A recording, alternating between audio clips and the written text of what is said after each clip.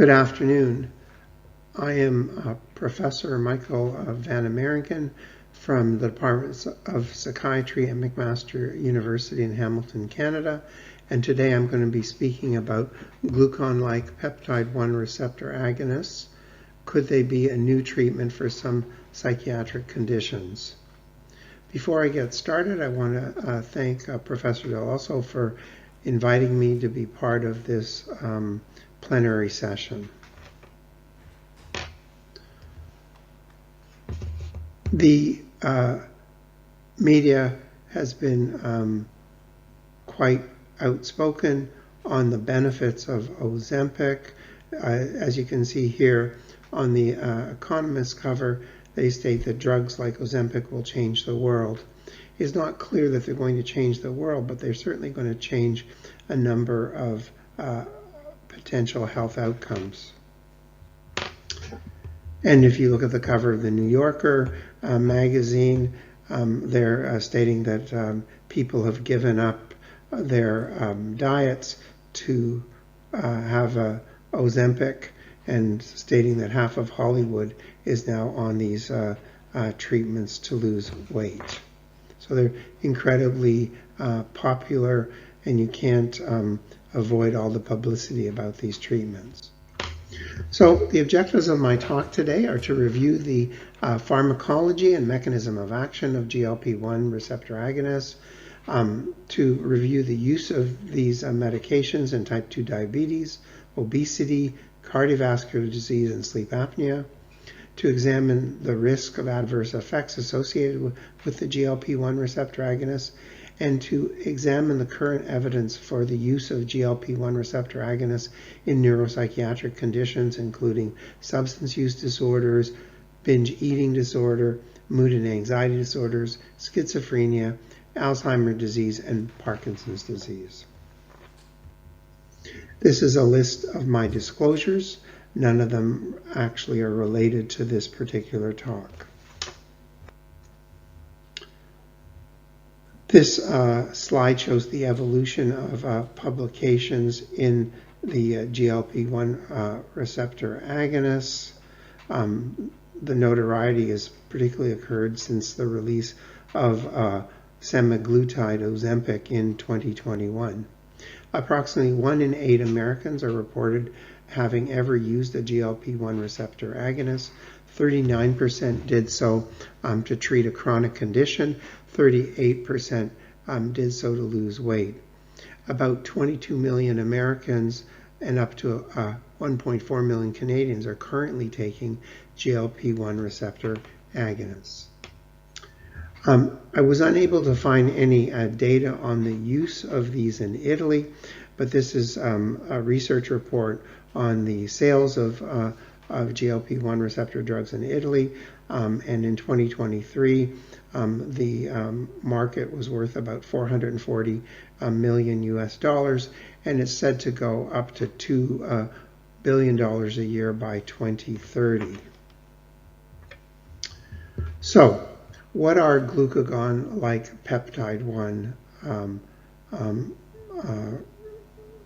drugs? Glucagon-1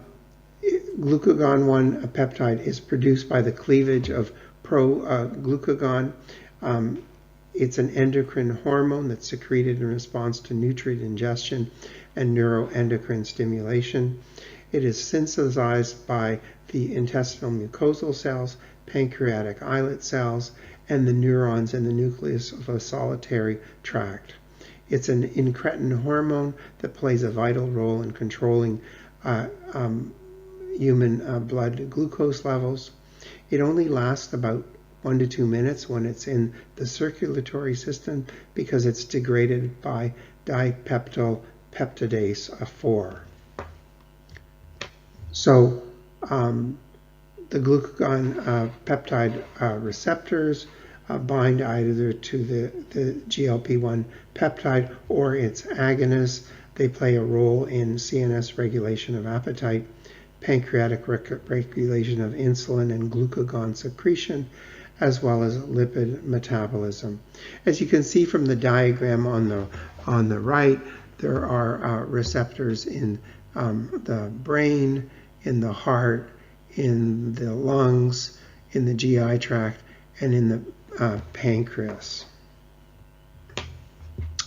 So the mechanism of action is that when GLP-1 is released by the small intestine, it binds to GLP-1 receptors across the body and activate a series of pathways which then stimulate the release of insulin and suppress glucagon to lower serum glucose levels.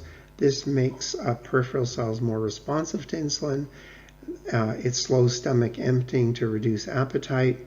Then GLP-1 travels to the brain to increase satiety and reduce food cravings. Gastric inhibitory peptide is another peptide that's similar to GLP-1. When activated, it also releases insulin after eating, enhancing the effects of GLP-1. It also regulates glucose digestion and acts directly on the brain to promote neurogenesis and control appetite. And some of these GLP-1 receptor agonists have properties of GLP-1, but also of GIP, which seems to potentially have more effect on weight loss. So on this slide, we compare the effect of the GLP-1 to the GIP peptide, and you can see they're quite similar. The GIP receptors are found in many of the same places as the GLP-1 receptors and have many of the same functions and mechanisms, with additional functions that aid in weight loss, diabetes control, and decreasing side effects like nausea. So aside from the effects I've mentioned already, the GLP-1 drugs reduce inflammation, and including neuroinflammation. They promote neuron health. They modulate dopamine levels, affecting the reward-seeking behavior, and they regulate brain glucose metabolism. So in diabetes type 2, the pancreatic beta cells have become damaged, and insulin secretion response becomes blunted or absent. As the cells don't respond to insulin, the pancreas doesn't produce enough insulin to keep up, and they're unable to suppress glucagon release.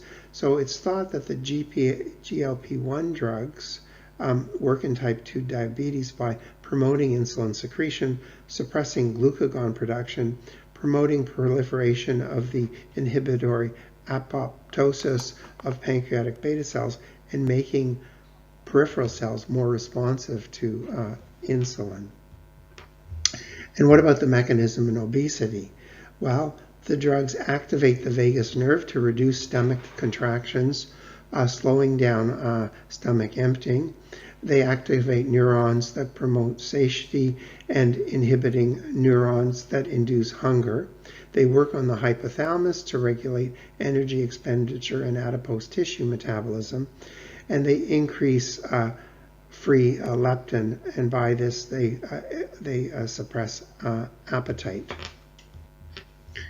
So we know about the indication for the GLP-1 drugs in type 2 diabetes and obesity, but just recently, at the end of 2024, semaglutide was approved to reduce the risk of cardiovascular death, heart attack, and stroke in adults with cardiovascular disease and either obesity who have obesity or are overweight.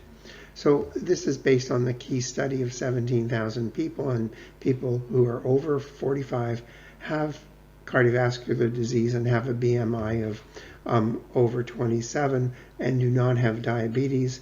They were randomized to semaglutide or placebo over 40 months. And what they found was that semaglutide was superior to placebo in reducing the incidence of death from cardiovascular causes, non-fatal myocardial infarction, or non-fatal stroke, with a hazard ratio of 0.80. Also, just in the last week, Tirzepatide was approved by the FDA for adults who are suffering from moderate to severe obstructive sleep apnea. And this was based on studies where tirzepatide or placebo was given to individuals who had moderate to severe sleep apnea. In one of the clinical trials, the patients received tirzepatide plus positive airway pressure, or placebo and positive airway pressure. And in the second trial, there was no positive airway pressure. It was just tirzepatide or placebo. In both of these studies, tirzepatide shows significantly less apnea, hypoapnea events per hour of sleep than the placebo group. And this led to the first drug receiving the indication for sleep apnea. So it sounds that these drugs are doing quite amazing things in a number of different areas, but what about the adverse event profile? Well, 40 to 65% of individuals get nausea, diarrhea, constipation, vomiting, bloating, which over time most people are able to tolerate and accommodate. About 3% of people will get gallbladder disease, less than 1% will get an acute kidney injury, and there are rare things like retained gastric contents or aspiration, or reduced bowel mobility and a possible ileus. There are some things such as thyroid cancer and pancreatic cancer that have been concerned, but recent data has shown that there's no increased risk of thyroid cancer or of pancreatic cancer. One of the other concerns has been that's been raised with the European Medicine Agency and the FDA was reports of suicidality. This was studied in a retrospective cohort study investigating the incidence and recurrence of suicidal ideation in those taking semaglutide compared to non-semaglutide anti-obesity or anti-diabetes drug. And so this was examined in a nationwide kind of database in individuals with obesity, with or without diabetes, and no prior suicidal ideation. So they looked at those exposed to semaglutide or 7 anti-diabetic, anti-obesity medications, and they found that semaglutide was seen to have a lower risk of suicidal ideation compared to other anti-obesity or anti-diabetic medication. In another study where they were looking at the reported odds ratio, they found that for suicide attempts, the reported odds ratio was significantly decreased for the GLP-1 medications, and for completed suicide, it was also significantly decreased risk for the GLP-1 receptor agonists. In a study that looked at an active comparator new user cohort study and a registry from Sweden and Denmark, they looked at adults who'd been exposed to either a GLP-1 receptor agonist and compared to sodium glucose cotransporter 2 inhibitors, and they found no association between the use of GLP-1 receptor agonist and an increased risk of suicide, death, self-harm, or incident depression and anxiety related to disorders. And finally, in a study of individuals that had died by suicide or those hospitalized for suicide attempt with at least one GLP-1 receptor agonist dispensed to them within 180 preceding days, they found again that the GLP-1 receptor agonist use was not associated with an increased risk of suicide or suicide attempt. So I think at this point it is fairly safe to say that there is not an increased risk of suicidality or increased suicide attempts or completions with the use of GLP-1 receptor agonists, and potentially it may decrease the risk of these behaviors. So I'd like to move on now to looking at the GLP 1 receptors in neuropsychiatric conditions as a primary treatment outcome. So how do these drugs work in substance use disorders? Well, when you use a substance, it blocks the dopamine transporter, and it increases extracellular dopamine and causing reward and reinforcing signals. The GLP-1 receptor agonists work in the ventral tegmental area or the nucleus accumbens, and there's evidence that GLP-1 receptors regulate dopamine activity by increasing activity at the dopamine transmitter and increasing dopamine reuptake, and thereby reducing extracellular dopamine. The GLP-1 receptors also decrease the release of glutamate. Use of substance is thought to actually increase the release of pro-inflammatory cytokines and activating glial cells. However, the GLP-1 receptors are known to decrease neuroinflammation. So there's clearly mechanistically a profile that suggests they could be helpful in the use in treating substance use disorders. So there are two retrospective cohort studies in the United States that looked at the risk of developing alcohol use disorder, cannabis use disorder. And these are in individuals that were exposed to semi-glutide in studies of diabetes and obesity. And they found that there was a significant relationship between those on semi-glutide and a lower risk of the diagnosis of incident or recurrent alcohol use disorder or cannabis use disorder. So some real-world data that looked at 136 U.S. health systems covering over 100 million patients, and they looked at prescriptions of the GLP-1 receptor agonists, and they were looking specifically at the incidence of opioid overdose and alcohol intoxication. And they looked at the notations in the electronic medical records. And what they found was the patients who had been on the GLP-1 receptor agonist prescriptions had significantly lower rates of opioid overdose and alcohol intoxication. In another study of alcohol use disorder, they looked at 262 adult patients who had a BMI of 27 and were started on either liraglutide or semaglutide. And they looked at their alcohol intake pre and post, and they followed them to 6 months.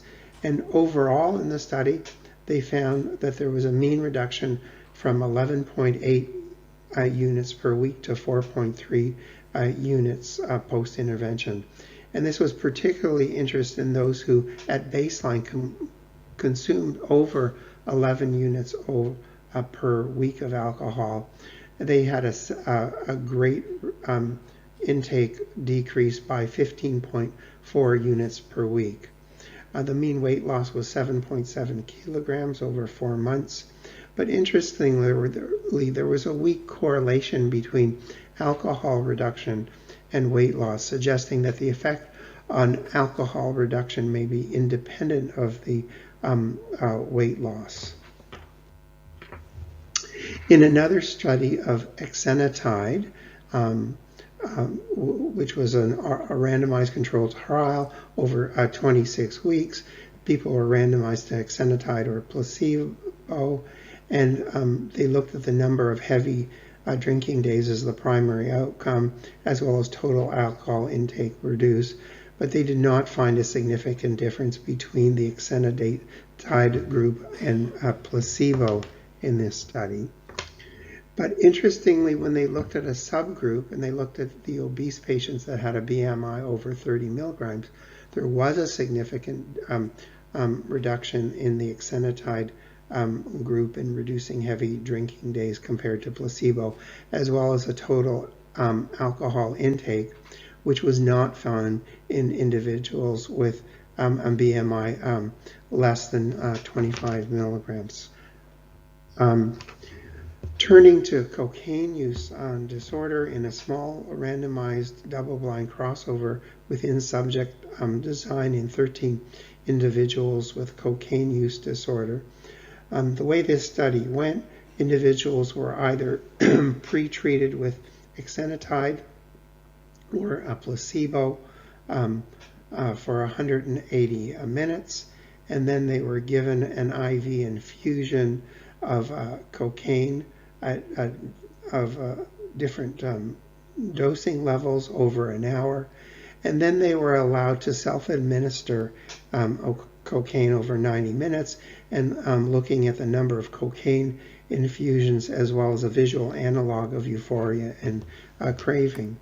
And in this study, the pretreatment with exenatide did not significantly change the number of cocaine infusions compared to placebo, and there was no significant difference between self-reported euphoria or cravings between exenatide and placebo.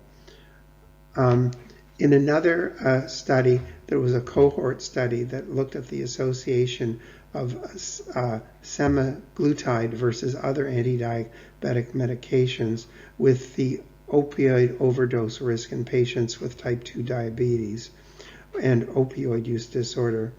And they found that semaglutide was associated with a significant lower risk of opioid overdose during the year follow-up in the semaglutide group versus that and other diabetic medications. There's also a small study that was reported last year. It's a double-blind placebo-controlled 3-week trial in 20 individuals opioid use disorder, and they were either given liraglutide or placebo. These individuals were undergoing medication-assisted withdrawal. And in the liraglutide group, they found a 40% decrease in opioid cravings.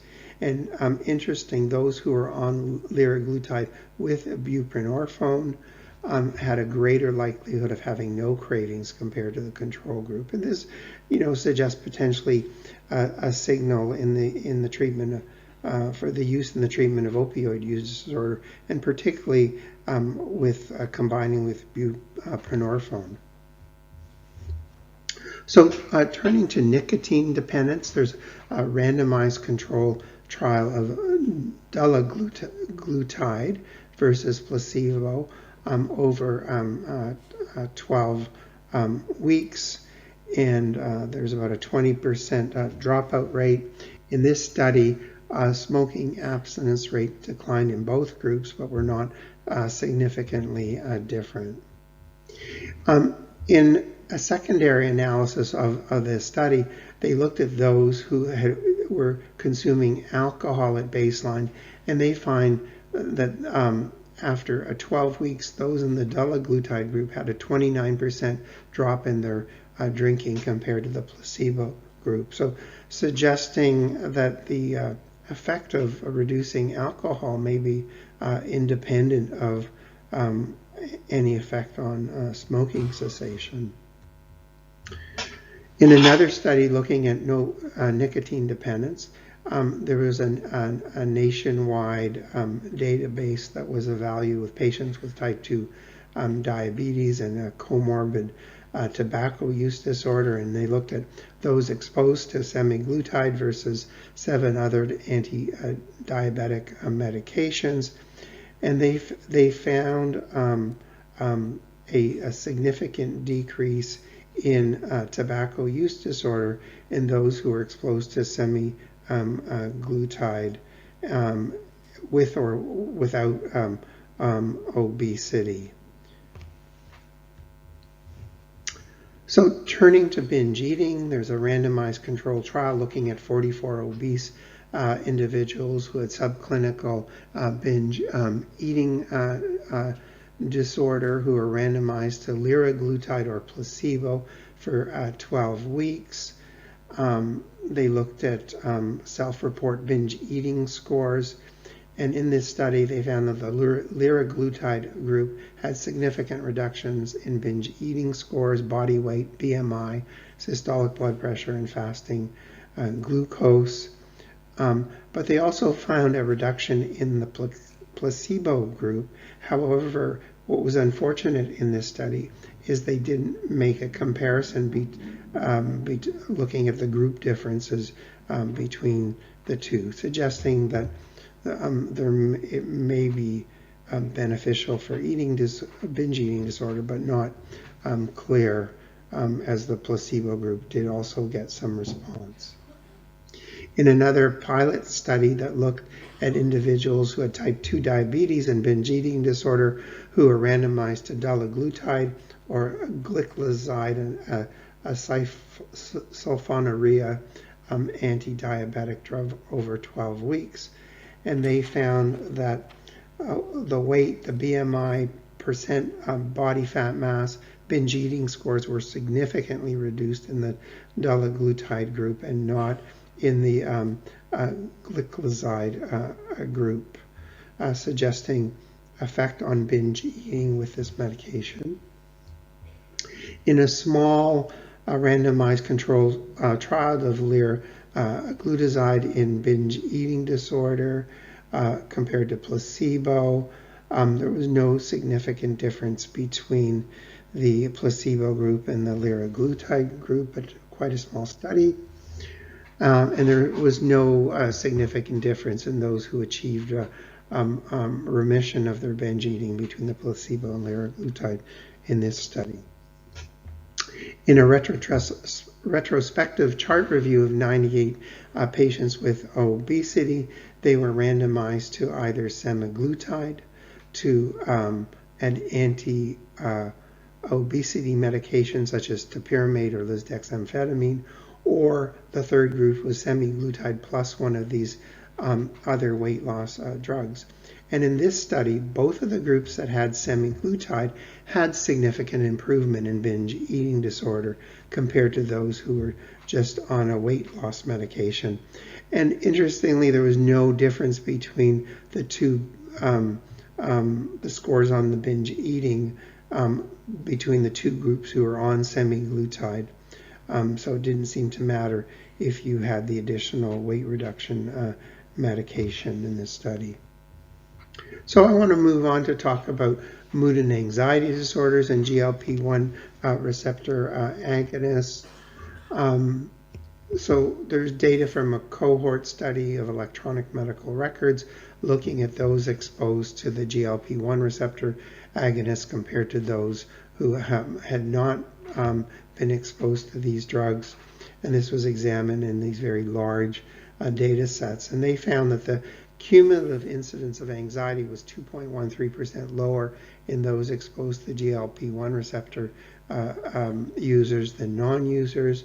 However, the incidence of depression was not significantly different between groups. So it looks like here in this database that the dulaglutide showed a signal for reducing the risk of anxiety, but not of depression compared to non-diabetic medication. In a meta-analysis that looked at 5 RCTs and a prospective cohort study that were done in people with type 2 diabetes and Parkinson's, and they looked at change from baseline in the depression rating scores, they found that they decreased significantly when patients were treated with these GLP-1 receptor agonists compared to a control treatment.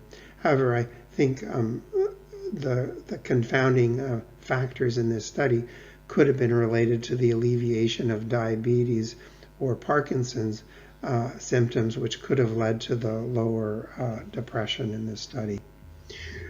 There's a systematic review of 4 studies that looked at type 2 diabetes with depression ratings. 2 of the 4 studies showed no evidence of the GLP-1 protecting against incident depression.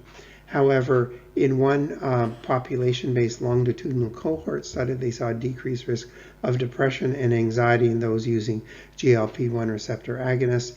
And in another study, they saw a risk reduction in the effect of depression with dulaglutide, but not with some of the other GLP-1 receptor drugs. So very minimal data set in terms of the use of GLP-1s for depression. There is one study that was looked at in schizophrenics who were treated with antipsychotics and had a BMI greater than 30. They compared exenatide to placebo in 20 individuals, and the primary outcome here was the brief assessment of cognition in schizophrenia and the composite score. And here they found no significant effect of exenatide on the cognitive functioning test in schizophrenia. Certainly, psychotropic medications are known to cause weight gain and lead to individuals stopping medications. The use of GLP-1 drugs have been studied in this population. There is a systematic review of 6 studies investigating weight loss, and in those on these psychotropic medications. Most of the studies found reported a significant and clinical meaningful effect of the GLP-1 receptor agonist on weight loss, with an average weight loss of 3 to 5.3 kilograms across these 6 studies. I want to turn now to talking about Parkinson's and Alzheimer's disease, looking at these neurodegenerative disorders that are characterized by motor symptoms in Parkinson's disease and or dementia in Alzheimer's disease. The pathogenesis involves neuroinflammation, neurodegeneration, and a buildup of proteins, the alpha-synuclein in the Parkinson's, and amyloid beta plaques and tau tangles in Alzheimer's. GLP-1 receptor agonists have mechanisms that reduce neuroinflammation, promote neurogenesis, and there is some evidence from animal models that they can reduce the accumulation of alpha-synuclein and amyloid beta proteins. So I want to start off by looking at Parkinson's disease. This was a single blind proof of concept trial of Parkinson's disorder where individuals were randomized to exenatide or placebo over 12 months. The primary outcome for this study was a change in Movement Disorder Society Unified Parkinson's Disease Rating Scale. And this is a score of a scale that measures motor disability. In this study at 12 months, those that had been on exenatide had an improvement in their mobility measure, while the placebo individuals had a decline. Interestingly, also in this study at 12 months, there was an improvement in the dementia rating scale in the exenatide group compared to the decline in the placebo group, suggesting improvement with exenatide in motor disability and dementia in Parkinson's disease. This same study was looked at, the previous study they were treated for 12 months and then the drug was discontinued. This followed the completers another 12 months off drug, and again they found in the group that had been on exenatide a year later that they continued to have improvement in their motor disability measures that was not found in controls, but they also found an improvement in the dementia rating scale compared to the control group, suggesting that there may be long-term post-treatment effects compared to placebo, although again this is a small sample size. Another randomized controlled trial with liraglutide or placebo in individuals with Parkinson's disease, and again the mobility measures the primary outcome, but they also looked at a non-motor symptom scale. And in this study, after 54 weeks, the non-motor scale significantly improved in the liraglutide scale, but worsened in the placebo group. when they looked at the groups off of medication, the mobility disability measure was no different between the two groups, although there was a significant difference for the PDQ-39 and the Parkinson's Anxiety Avoidance Behavior Scale. So in this study, it suggests that the non-motor symptoms of Parkinson's improved compared to placebo with the liraglutide, but not the mobility measures. There's another a study that looks at exenatide in a randomized controlled trial compared to placebo. Again, the mobility measure is the primary outcome, and people were treated for 48 weeks, taken off drug, and then they evaluated them at 60 weeks. And again, there was a significant difference with improvement in the mobility measured for the exenatide group and a worsening in the placebo group. Moving to Alzheimer's disease, there is a large database that was examined in diabetics with no prior history of Alzheimer diagnosis. This was looked at exposure to semaglutide versus 7 other anti-diabetic medication classes, and they found that semaglutide was associated with significantly less Alzheimer's disease compared to other medications in this large database. In another study, this time in individuals who had mild to moderate Alzheimer's, liraglutide was compared to placebo over 12 months. And in this study, the liraglutide group had significantly better temporal lobe and whole cortical MRI volume. They found a slower decline in temporal lobe and total gray matter volume compared to the placebo group. And on the cognitive test, they found an 18% slower decline in cognitive function at the 1-year mark compared to placebo. So in this study, it suggested that liraglutide may have some effect in preserving cognitive function in those with Alzheimer's disease compared to placebo who were treated with liraglutide. In another a study that looked at data that was pooled from a number of big RCTs as well as a nationwide Danish registry in those with type 2 diabetes, and they looked at the incidence of dementia, and they found that the rate of dementia was lower in those randomized to the GLP-1 receptor agonist compared to placebo in the 3 RCTs, and the rate of dementia was also lower in the nationwide cohort, suggesting that exposure to the GLP drugs may reduce the risk of dementia in those with diabetes compared to placebo. There was recently a retrospective cohort study that looked at 5 million obese adult patients across 73 healthcare organizations in 17 countries. They looked at this propensity score matching, which looked at 103,000 patients in each cohort. One cohort was the GLP-1 therapy individuals and those that were not on therapy, and they looked at the risk of developing a neurodegenerative disease. And in this study, they found a reduced risk for Alzheimer's disease, Lewy body dementia, vascular dementia.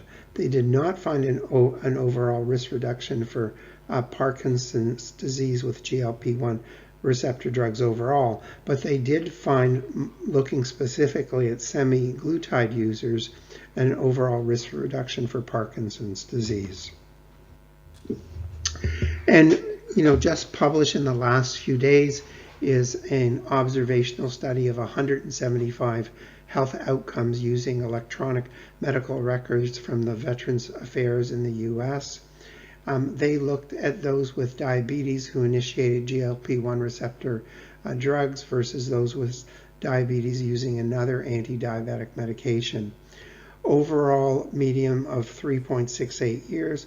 Those using GLP-1 receptors for their diabetes had a significant decreased risk of 42 different health outcomes and an increased risk of 19 outcomes. They noted in this paper that people without diabetes or obesity were unlikely to experience many of the benefits. They found there were increased risks for gastrointestinal-related issues, hypotension, syncope, arthritis, interstitial nephritis, and a 2.5-fold higher risk of drug-induced acute pancreatitis.